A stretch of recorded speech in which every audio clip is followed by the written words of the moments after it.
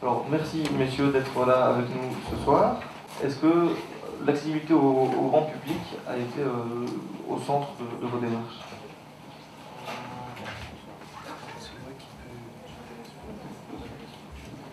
Alors c'est moi qui peux répondre sur cette première question, mais peut-être qu'il faudra revenir sur le concept même de guide, parce que je sais que quand le livre est paru, il y a des gens qui ont été choqués en disant mais comment le guide d'Auschwitz peut exister, en disant guide, ça appelle une posture touristique.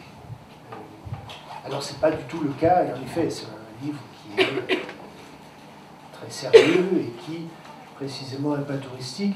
Alors, c'est un livre qui est... Moi, je suis professeur d'histoire et qui vient des voyages que nous avons faits avec Pierre-Jérôme Viscara. Premièrement, à Cracovie, parce qu'il faudra parler de Cracovie et la Cracovie juive, puisque le lien est fait entre Cracovie et Auschwitz, dans l'histoire, dans la chronologie d'Auschwitz même, et dans le guide, il y a une partie sur Cracovie. Donc c'est un livre qui vient des voyages que nous avons faits.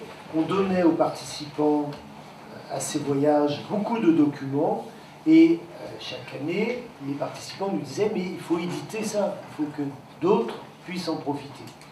Donc le point de départ, c'est pour des enseignants, déjà, en première approche, qui veulent préparer un voyage à Auschwitz avec des élèves et qui ont une proposition d'un parcours et qui ont surtout une série de fiches historiques rigoureuses sur des questions sur lesquelles, dans beaucoup de livres, il y a énormément d'imprécisions, sinon d'inexactitudes. Donc il y a un effort d'exactitude historique qui peut peut-être donner cette impression d'un aspect technique ou pointilliste que vous semblez sous-entendre, mais qui est aussi une prise en compte de la situation dans laquelle peuvent être des gens qui s'intéressent à Auschwitz et qui ne trouveraient pas facilement des documents historiques sur Auschwitz. Aussi étonnant que ça puisse paraître, il n'y a pas en français une histoire d'Auschwitz. Un livre qui s'appellerait Histoire d'Auschwitz. Il y a en français 5 gros volumes de l'histoire d'Auschwitz, du musée d'Auschwitz, qui a été traduite en français, qui n'est pas paru l'année dernière, mais c'est le seul livre qui est 5 gros volumes, c'est pas à la portée de lecteurs ordinaires. Donc voilà la fonction pour le visiteur. Alors, dites pour le grand public.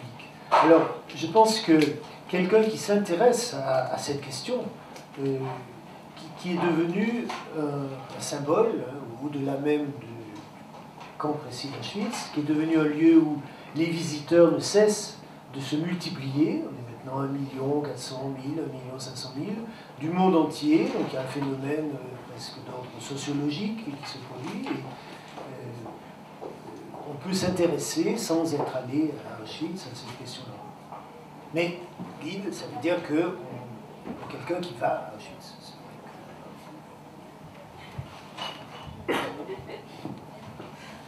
Non, sur cette question, donc moi je travaille au service pédagogique de la Maison d'Isieux, du Mémorial d'Isieux. Donc c'est un lieu situé à 80 km de Lyon où en 1944, la Gestapo de Lyon a ordonné la rafle des 44 enfants qui étaient réfugiés. Et sur les 44 enfants, aucun ne reviendra de la déportation. Et ce lieu ouvert depuis 1994 a une vocation pédagogique. On accueille à peu près 15 à 16 000 scolaires par an. Et on organise avec certains établissements, notamment les lycéens, des voyages pédagogiques à Auschwitz. Et ces voyages qui se sont maintenant multipliés de France vers Auschwitz, mais c'est valable partout en Europe, on a souvent affaire à des voyages d'une seule journée. Et je trouve que ces voyages d'une seule journée sont un peu problématiques parce que ce sont des lieux qui sont extrêmement difficiles à appréhender. Et le guide encourage Alors c'est vrai que c'est pas un guide facile, mais c'est fait pour. C'est vraiment un objet dont il faut s'emparer, ça prend du temps.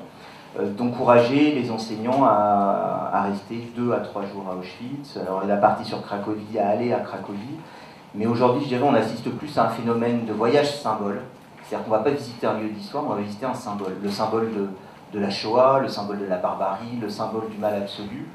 Et nous, ce qu'on propose à travers ce guide, c'est vraiment un voyage historique. Voilà, je dis, si on fait 1500 km de France pour aller à Auschwitz, si on mobilise un quart, enfin, pour ceux qui sont enseignants, c'est des voyages qui sont généralement très lourds à organiser. Une fois qu'on est sur place, autant faire l'histoire du lieu. Parce que tous les aspects anthropologiques, sociologiques, politiques peuvent être traités avant ou après la visite. On se dit simplement sur place, voilà, on a des lieux, des dates et une histoire. Et donc ce guide se propose de redonner de l'histoire à Auschwitz. L'histoire, plutôt les symboles n'aiment pas beaucoup l'histoire. Et c'est vraiment cette idée d'une approche factuelle d'Auschwitz. Donc, effectivement, nous, on se rend avec des élèves ou des enseignants, on forme donc des enseignants une fois par an pendant une semaine en Pologne, à Cracovie et à Auschwitz. On prend 2 jours à Cracovie et 3 jours à Auschwitz. Donc il faut du temps, ça nécessite d'y aller, voilà, il y a un aller-retour entre les lieux, ces exigences pédagogiques, ces exigences historiques. Voilà, mais c'est redonner de l'histoire au lieu, je pense que c'est ça l'esprit de ce guide. Alors, les photos sont très importantes dans l'ouvrage, il y en a beaucoup. Alors, comment les avez-vous intégrées? Sont-elles juste un support au texte ou apportent-elles en soi un éclairage aux propos que vous développez? Je vais répondre parce que c'est une photographe qui s'appelle Léa Eouzan, qui est une jeune photographe.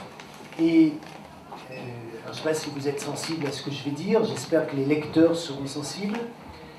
Le regard qu'elle a sur les images d'Auschwitz, sur les bâtiments, sur les lieux d'Auschwitz, c'est un regard frontal, sans effet, et sans tout ce qu'on peut voir quelquefois dans des photos, des albums de photos d'Auschwitz, où on voit qu'il y a Photoshop qui est passé derrière, avec des ciels, avec des effets de lumière, ou avec simplement une photo d'une rose dans les barbelés, des choses comme ça qui sont d'un autre ordre que l'ordre strictement historique. Donc Léa Eouzan, elle photographie de manière frontale, sans ombre, sans effet, et je souhaiterais que le lecteur, la lectrice, reconnaisse que le style du livre est exactement en adéquation avec le style de la photographe, c'est-à-dire que notre regard et le regard de la photographe fait un ensemble cohérent, parfaitement cohérent. Ce qu'il y a d'aussi, que moi je trouvais très fort au niveau des photos, c'est qu'il y a un mélange de photos d'époque et de photos qui sont prises en 2009-2010 pour la plupart. Et ça fait ressortir justement cet effet très frontal du guide, en fait. Ça c'est assez important, donc je suppose que c'est voulu, ce mélange des deux. Mais d'ailleurs, il y a une photo où vous dites, qui montre 3 femmes en arrière-plan, oui, et où il y a toute une problématique historique justement avec ça. J'aimerais bien que vous nous en parliez un petit peu plus. Vous disiez qu'elle a été mal interprétée dans les années qui ont suivi la guerre. Les problèmes d'interprétation, c'est... on évoque cette question et que la photo est reproduite. Il y a des photos qu'on appelle les photos de la résistance prises par les hommes qui travaillaient dans les crématoires. Du crématoire 5 de Birkenau, on a 3 photographies. 2 photos des corps que les membres du Sonderkommando s'apprêtent à brûler et des photos de femmes. Et donc c'est cette photo qui est souvent reproduite, d'ailleurs encore maintenant, d'une manière qui n'est pas, absolument pas correcte, parce que la photo montre des vieilles femmes nues, qui marchent vers le crématoire 5, qui viennent d'une baraque de déshabillage et qui vont vers les chambres. Et la photo a été publiée après la guerre par donc les officines soviéto-polono-communistes de ce moment-là, la photo a été truquée pour transformer des vieilles femmes juives en jeunes femmes polonaises. Donc les visages, les corps ont été rajeunis, et le discours c'était les Allemands, et c'était cohérent, les Allemands vont exécuter des résistantes, donc des femmes qui avaient commis des actes contre les Allemands, et il y avait une cohérence dans le récit, puisque tout le récit c'était Auschwitz, c'est, comme on disait quelquefois en France, la plus grande défaite de la classe ouvrière. C'est le capitalisme poussé à son extrême avec l'esclavage. Donc on voyait que le côté des esclaves qui travaillaient pour les Allemands et ceux qui résistaient et qui étaient en bonne forme physique. Alors que tuer des vieilles femmes, ça n'a aucun sens. Il n'y a aucune raison qui peut permettre de comprendre pourquoi les Allemands et les SS tuent les jeunes femmes.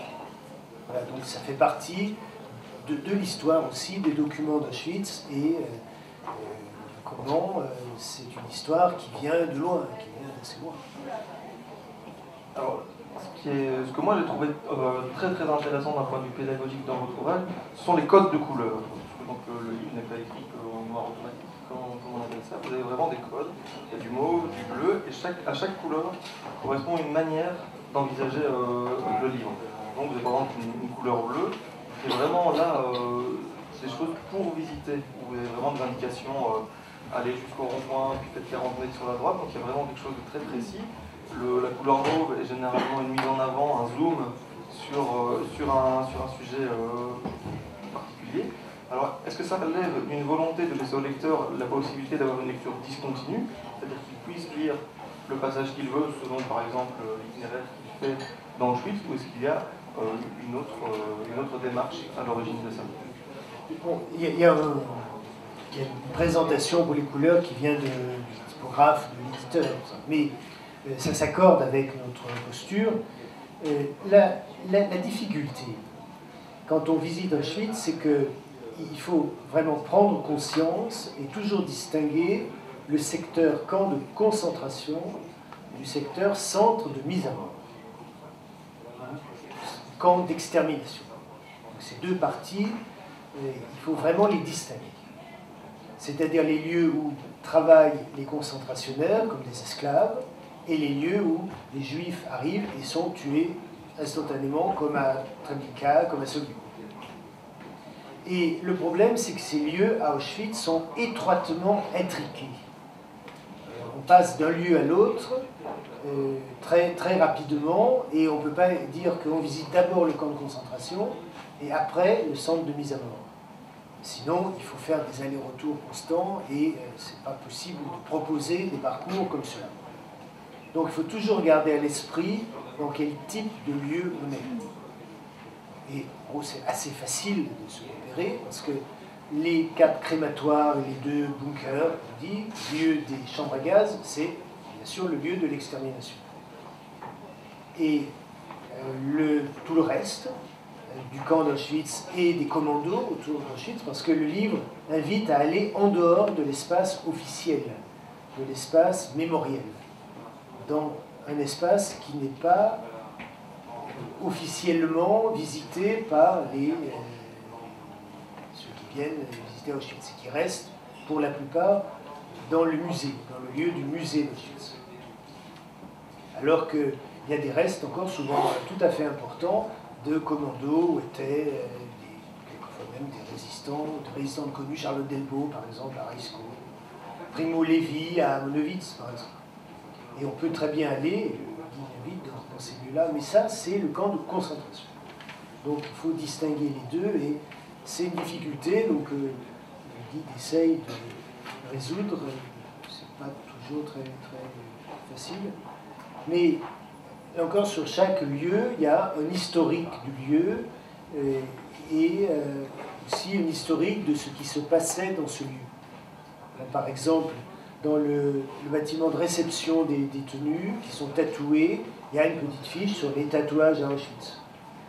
Ou sur la firme qui construit les chambres à gaz électrocrématoire, la TOF, il y a une fiche sur la TOF, ou il y a une fiche sur le cyclone B.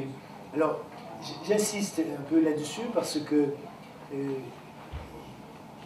me mets un peu à la place d'un lecteur qui lirait plusieurs livres et qui voit des contradictions évidentes. Par exemple, sur la définition du cyclone B. Qu'est-ce que c'est que le cyclone B? Et je pense que un lecteur peut être vraiment embarrassé en voyant des définitions vraiment différentes d'un livre à l'autre. Et alors sans doute en lisant ce livre, on va dire, bon, lui dit ça, l'autre dit ça. Alors voilà, j'espère que le livre est assez convaincant pour qu'on pense que la posture historique ou scientifique, voire même technique, emporte la conviction du temps. Par exemple, je donne un deuxième exemple, parce qu'il y avait eu une critique sur ce livre qui disait je donne au moment la tension électrique dans les barbelés. Et alors donc, le critique disait on n'a rien à faire de ce renseignement. Alors, c'est vrai en soi, mais il reste que quand nous, on organise des visites, il y a toujours des gens qui disent mais ils sont curieux de ça, curieux de cette question. Autant répondre exactement.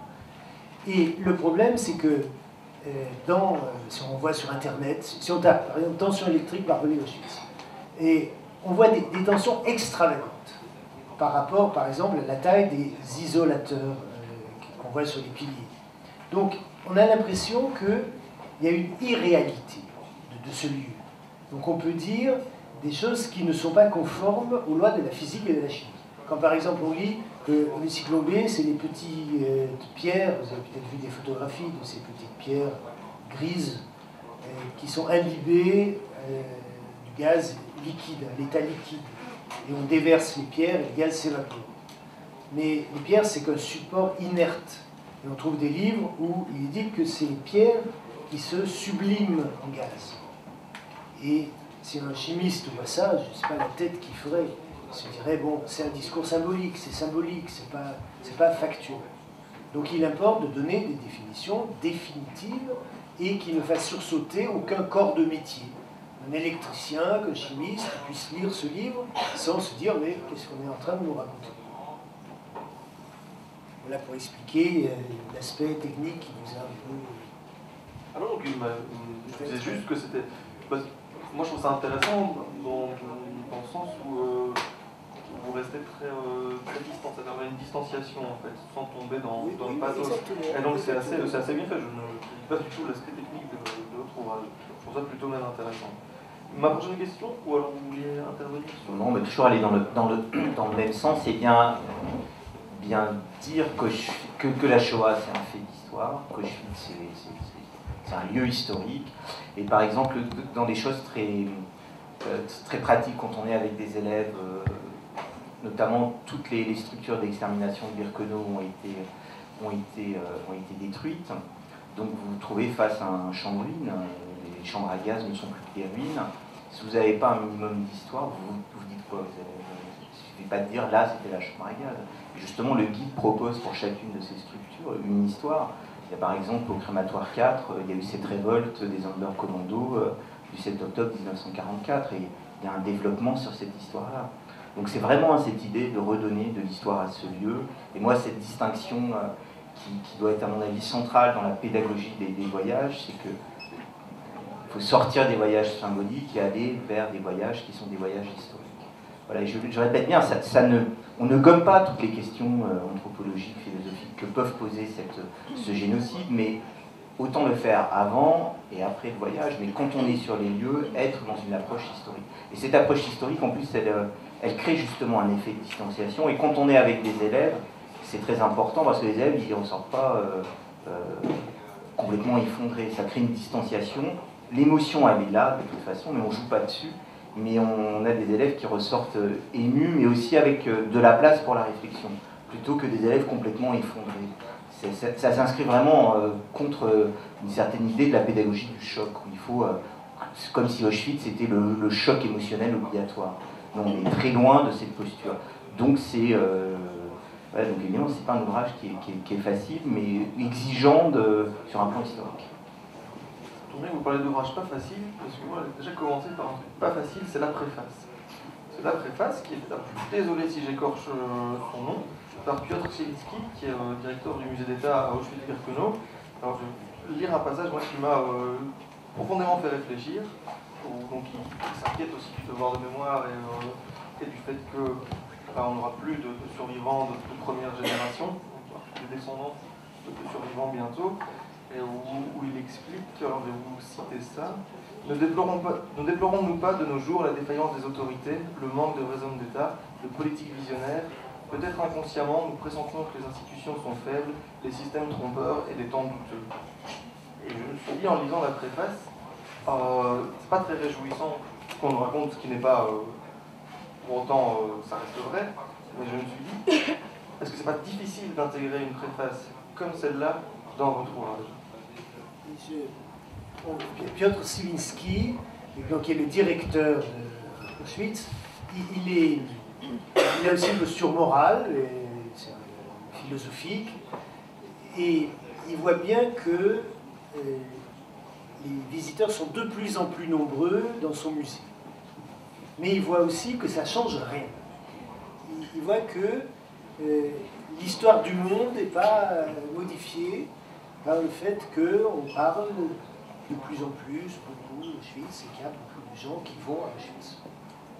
Et je crois que c'est son problème, comment faire que tous les visiteurs d'Auschwitz repartent en essayant de rendre le monde meilleur, en faisant quelque chose qui pourrait permettre de faire vibrer un peu le monde tel qu'il est. Alors c'est certainement utopique, mais il y a aussi cette idée-là. Et je crois aussi qu'il avait été très frappé, parce qu'il le dit souvent, par l'augmentation presque exponentielle du nombre de Coréens du Sud qui vont visiter Auschwitz. Et en se demandant comment ça se fait que les Coréens du Sud viennent à Auschwitz si nombreux, il demande à un Coréen, pourquoi vous venez à Auschwitz? Ils disent, nous venons visiter l'Europe et nous voulons comprendre l'Europe. Et donc, nous allons à Auschwitz. La question pour les Européens aussi. Les Coréens du Sud, ils font un grand voyage dans toute l'Europe, et dans leur voyage, ils passent par Auschwitz pour comprendre l'Europe. Et alors ça, je sais que ça travaille vraiment Piotr Sielicki. C'est vraiment au cœur d'une réflexion pathétique d'Européens. Je crois d'ailleurs que les Sud-Coréens sont plus, j'ai plus les chiffres exacts en tête, ils sont plus nombreux que les Français à venir à Auschwitz. C'est très étonnant. Alors, moi, il n'a jamais été quelque chose qui m'a frappé, c'est qu'on aurait pu croire qu'Auschwitz aurait été conservé en l'état une fois que la guerre s'est terminée. Mais pas mal de bâtiments ont disparu ou ont dû être reconstitués. Alors, d'autres sont d'ailleurs toujours en cours de restauration. Et on a l'impression, quand on lit votre livre, qu'Auschwitz est toujours en mouvement, mais dans sa structure même. Donc au-delà des expositions nationales qui sont en cours par les permanents, il y a une espèce de vie interne à la reconstitution d'Auschwitz. Je réponds à ces questions. Il y a les trois possibilités, on trouve les trois possibilités à Auschwitz, devant les restes archéologiques. Soit on laisse le temps faire son travail, donc les sites disparaissent. C'est le cas de la plupart des commandos extérieurs, et c'est le cas de certains restes de certaines baraques à Birkenau. Donc le temps passe et bientôt il ne restera plus rien. Soit on bloque l'évolution des ruines. Ce qu'on fait en France à Oradour, ce qu'on fait à Pompéi par exemple, on fait que le temps ne soit plus à l'œuvre et on empêche le temps de mettre les ruines en ruines et de les faire disparaître au champ. C'est ce qui se passe au crématoire 2, au crématoire 3. On essaye de bloquer l'évolution des ruines. Ou alors on reconstruit à l'identique. C'est le Central Sauna, le lieu de réception des hommes à Birkenau, qui a été reconstruit et qui est, au moins de l'extérieur, un état neuf. Un peu comme il y a quelques années, on allait à Buchenwald, le musée de Grunewald avait reconstruit les clôtures en barbelé, et c'était flambant neuf. C'était impressionnant parce que ça faisait vraiment neuf. Alors qu'à Auschwitz, les barbelés sont refaits régulièrement, il n'y a pas les barbelés d'époque, on les voit tout de suite, il n'en reste presque plus rien, les poteaux sont abattus, donc les poteaux qui sont toujours debout et avec des barbelés, c'est des barbelés récents, mais des barbelés vieillis, pas les barbelés tels qu'ils étaient au temps d'Auschwitz. Donc ils avaient essayé de faire ça, parce qu'au temps d'Auschwitz, les poteaux étaient blancs, étaient parfaitement blancs, avec des barbelés tout neufs. Et ils avaient commencé à faire ça, et puis ça faisait un Auschwitz que personne ne reconnaissait. Donc ils ont mis une usure artificielle des barbelés et des poteaux. Et alors le problème maintenant, c'est que tous les bâtiments briques de Birkenau sont en train de s'effondrer. Donc il faut consolider les bâtiments ou les reconstruire, parce que ça revient bien plus cher de les consolider que de les reconstruire à l'identique. Il y a une baraque qui était en bois, qui était la baraque du secteur hospitalier du camp des femmes, en particulier des nouveau-nés, où les nouveau-nés étaient assassinés. Et la baraque a été, on la voit aujourd'hui, et elle a été très bien refaite, mais il y a quelques années, il y a 3 ans, 2 ans, quand on allait à Auschwitz, il n'y avait plus rien. Donc la baraque avait été totalement démontée. Et elle a été maintenant reconstruite à l'identique et vieillie de telle sorte que celui qui n'est pas au courant, il ne sait pas que ce n'est pas la même baraque qui était à l'origine. Mais maintenant, les guides le disent. Le problème, c'est que pendant longtemps, les guides du musée ne le disaient pas. Et par exemple, au crématoire 1, au camp principal, les fours ont été reconstruits, la cheminée a été reconstruite, la chambre à gaz a été réaménagée, et les guides ne prévenaient pas le visiteur qu'ils voyaient une reconstitution. Et ça a été à l'origine du sentiment qu'il y avait une tromperie. Alors que ce n'est pas une tromperie, parce que la reconstitution est pas trop mauvaise finalement. Ce n'est pas du tout une falsification. Il y avait eu un article d'un journaliste qui s'appelait Eric Conan dans l'Express qui avait fait sensation parce qu'il employait le terme de falsification. Ça permettait de critiquer les Polonais, parce qu'il y avait toujours des gens, en France en particulier, qui critiquent les Polonais, qui voudraient ne parler que d'eux, que des résistants, et pas des Juifs au musée d'Auschwitz. Ce qui a quand même bien changé. Mais maintenant, vraiment, les guides sont très rigoureux et disent ce qui a été reconstruit, ce qui est reconstruit maintenant, et l'urgence, c'est tout ce qui est en briques à Birkenau, c'est-à-dire toutes les baraques, tous les blocs du camp des femmes. Chaque année, il y a un bloc fermé quand on y va. Il y a de moins en moins de blocs qu'on peut visiter. En particulier, il y a des blocs où il y a des dessins, des véritables tableaux qui est très intéressant à voir, qu'on ne peut plus voir maintenant parce que le bloc est devenu trop dangereux. Alors, Selinsky a créé une fondation et ça semble avoir un certain succès pour rassembler quoi qu'il lui faut 120 millions d'euros pour bloquer l'évolution de Birkenau, pour refaire des baraques qui tiennent et qui puissent admettre les visiteurs sans danger pour eux. Donc ça donne cette impression, en effet, quand on va à Birkenau, il y a toujours des ouvriers qui travaillent, des camions, des grues, même, quelquefois. Oui, on va peut-être ajouter puisque l'occasion en est donnée avec Selinsky, quelque chose sur la Pologne, parce qu'il y a quelques amis dans la salle avec qui on avait organisé un voyage en Pologne, à Auschwitz et à Cracovie, en avril 1998. Et la situation à la fois des trajuifs de Cracovie, du musée d'Auschwitz et des guides, c'était très compliqué. Voilà. Effectivement, il y avait beaucoup de problèmes. Et on assiste quand même depuis les années 2000, il y a une nouvelle génération qui arrive,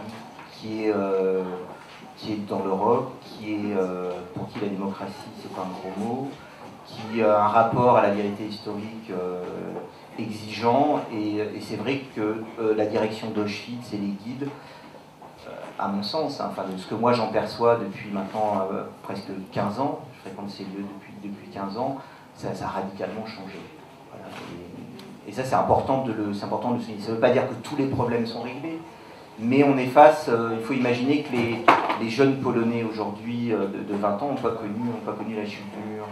Et donc ceux qui ont 25-30, ils ont suivi leurs études supérieures dans une Pologne, j'allais dire, démocratique, intégrée à l'Europe, et ça c'est un aspect absolument fondamental. Siwinski, le directeur d'Auschwitz, le souligne tout le temps.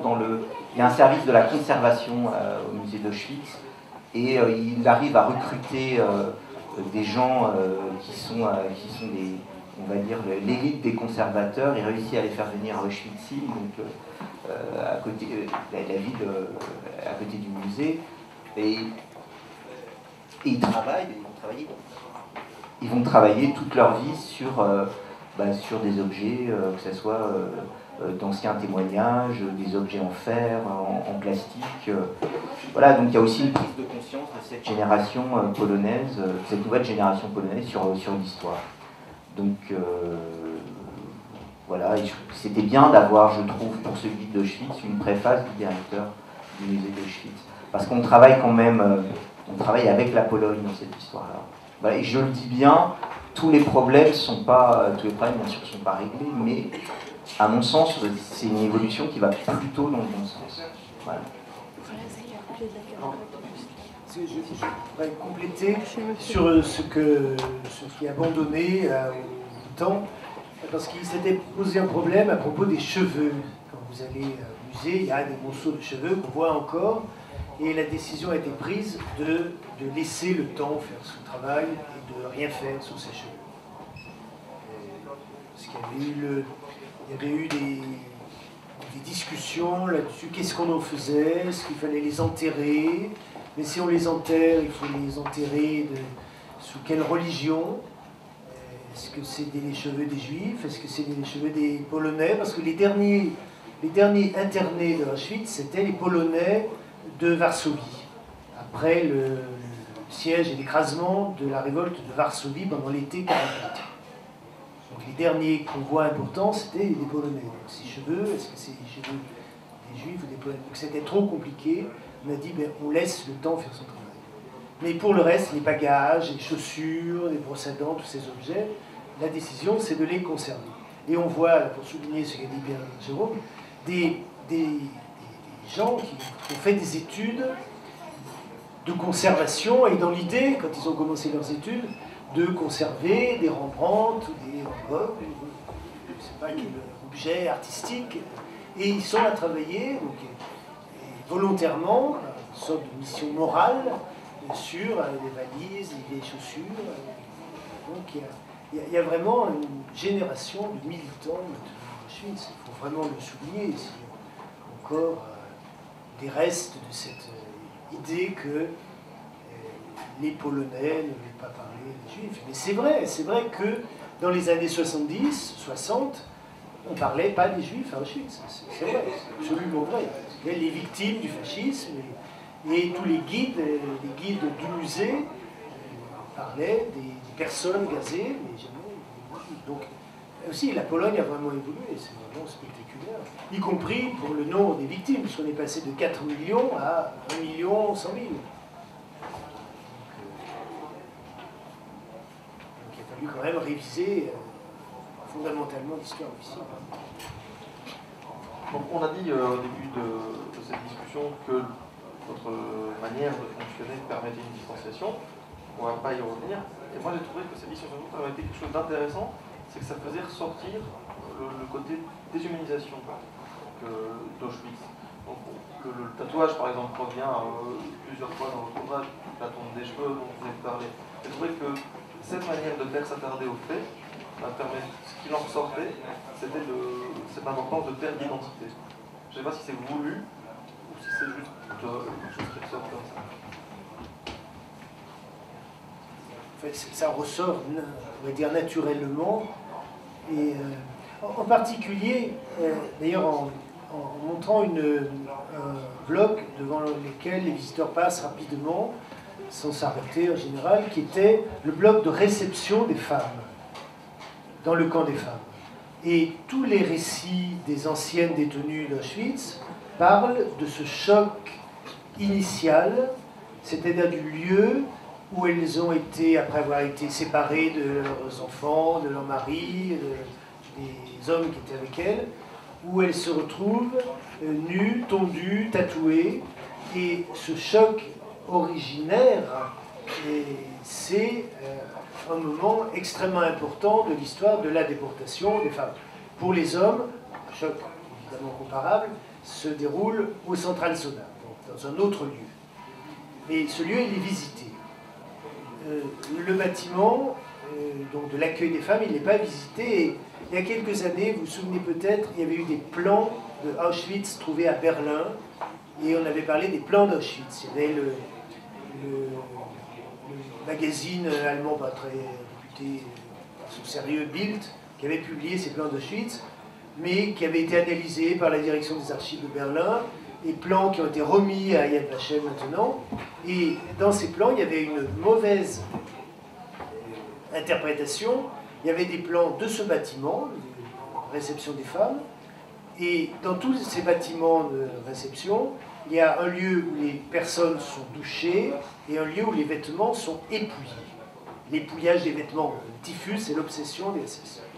Et les salles d'épouillage des vêtements du bâtiment de réception des femmes, elles ont été confondues avec des chambres à gaz, comme on faisait dans les années 50, où on mélangeait tout.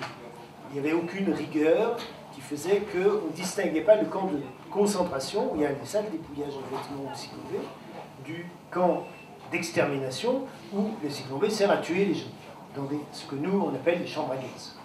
Mais le problème, c'est que sur les plans, il est écrit Gaskammer. Mais donc les architectes SS, ils appellent ce que nous appelons salle d'épouillage de vêtements, ils appelaient aussi chambre à gaz avec le cyclone B. Donc il y avait eu une confusion, mais en principe on ne fait plus cette confusion. On ne doit plus faire cette confusion. Mais on va être vraiment déçu de voir qu'elle a été faite encore à une échelle européenne. Donc le guide suggère de voir ce bâtiment. Alors on ne peut plus le visiter parce que lui aussi menace de s'écrouler, il est fait en briques, mais on peut passer devant et il y a d'ailleurs des traces bleues du ferrocyanure, de l'action de l'acide cyanhydrique, le cyclone B, sur le fer des briques qui a fait du bleu de Prusse. Le ferrocyanure ferrique fait du bleu de Prusse et on voit de l'extérieur des traces bleues qui témoignent qu'il y avait là une salle d'épouillage de vêtements du cyclone B. Ça, c'est pas le plus important, je vous dis, du bâtiment de réception des femmes. C'est le lieu où étaient les gens et ce choc initial que tout peut-être juste rajouter sur cette exigence de la vérité historique, c'est que, bon, d'abord, quand on est face à des élèves, il faut essayer quand même d'être au plus près de la vérité historique. Et chaque fois qu'il y a des erreurs qui sont commises comme ça dans la presse, ça fait le délice des négationnistes. Voilà. Je me souviens d'un témoin qui disait qu'on voyait sur le béton du crématoire 1, Auschwitz 1, les traces, qu'on voyait encore des ongles, des suppliciés, alors que le crématoire avait été refait. Et ça, c'est chaque fois des arguments en plus pour les négationnistes. Et qui, bon, bien qu'ils soient très minoritaires, sont toujours actifs. Et s'il y a bien un domaine de l'histoire où on ne peut pas se permettre des erreurs, c'est bien celui-ci, tellement ce sujet est sensible, et voilà, pour différentes raisons, liées à l'actualité aussi. Et donc voilà, alors on a essayé j'espère qu'il n'y a pas trop d'erreurs dans notre guide, mais c'est vraiment cette exigence de l'histoire. Alors, pour ma dernière question, on va parler de Cracovie, parce que vous consacrez effectivement toute une partie de l'ouvrage après avoir passé en revue tout Auschwitz sur la ville de Cracovie. Alors, pourquoi ce choix? En quoi était-ce important de parler de cette ville? D'abord, elle est située, Cracovie s'est située à 60 km d'Auschwitz. Alors, quand j'emmène des élèves, des enseignants sur les lieux, on commence toujours par Cracovie et pas par Auschwitz, parce que d'abord, ça leur montre ce qu'est la Pologne aujourd'hui. C'est une grande ville, Cracovie, c'est la capitale culturelle de la Pologne. ça leur donne déjà une idée de ce qu'est la Pologne d'aujourd'hui. Et en plus, c'est une ville moderne, étudiante, et en même temps, il y a tout le passé, hein, c'est la capitale des rois de Pologne, il y a tout le passé polonais qui transpire dans tout Cracovie, et c'est une ville absolument magnifique. Et ensuite, ça permet d'aborder justement la présence juive à Cracovie. Et la présence juive à Cracovie, c'est 9 siècles d'histoire. Et il m'a semblé, je me suis un peu battu avec l'éditeur qui voulait vraiment un nombre réduit de pages sur Cracovie, parce que ça permet de parler tout simplement des victimes. Qui sont les victimes de la Shoah. Et, on a, à 60 km de ce désastre qui est Auschwitz, on a cette ville qui était, où 3/4 de la population était juive. Et c'est simplement pour répondre à cette question, qui sont les victimes? Cracovie offre un exemple. Tout à l'heure, je vous parlais du mémorial pour lequel je travaille. Lisieux, c'est 44 enfants juifs, mais c'est 44 enfants juifs qui viennent de toute l'Europe. Et chacune de mes séquences pédagogiques à Lisieux, je commence par une photographie un peu symbole d'Lisieux en leur disant, voilà, vous avez ici une quinzaine d'enfants, mais c'est qui ces enfants? Vous avez des enfants qui sont juifs hongrois, qui sont juifs polonais, qui sont juifs allemands, qui sont juifs autrichiens, il y a quasiment toute l'Europe.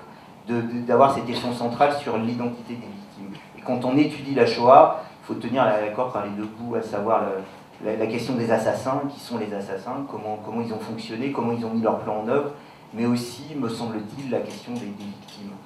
Et elle est d'autant plus importante qu'il y a quand même une mode en littérature d'avoir on met en scène les assassins et finalement et on parle à mon sens un peu trop peu, enfin on parle pas assez justement des victimes. Hein, je pense aux Bienveillants de Jonathan Little, il y a une espèce comme ça de fascination pour les assassins. Mais ça n'a pas été facile pour obtenir de l'éditeur quelques pages pour parler des victimes juives de Cracovie. Alors, simplement quelques chiffres, mais donc, la population juive à Cracovie en 1939, c'est à peu près 60 000 personnes, ça fait un quart de la population. Et vous avez, c'est le judaïsme dans son absolue diversité. Vous avez des gens qui sont très religieux, vous avez des gens qui sont laïcs. Au sein des gens qui sont religieux, vous avez ceux qui sont très orthodoxes, ceux qui sont orthodoxes, ceux qui sont un peu moins orthodoxes. Vous avez tous les différents mouvements religieux et non religieux, les sionistes, le Bund, qui sont présents dans une ville comme Cracovie, et qui est tiraillé entre la tradition, la modernité. Donc voilà, ça c'est en 1939, on a un quart de la population. Et c'est les chiffres que je donne dans le guide, ils ont certainement évolué, mais en 2008-2010, il y avait 200 juifs à Cracovie. Il restait 200 juifs. Sur ces 200 juifs, il y en avait 175 qui avaient plus de 75 ans, et à l'époque, il y avait 3 nourrissons. Alors j'ai fait le calcul avec la population de Cracovie aujourd'hui, ça représente la population juive 0,02%. Voilà.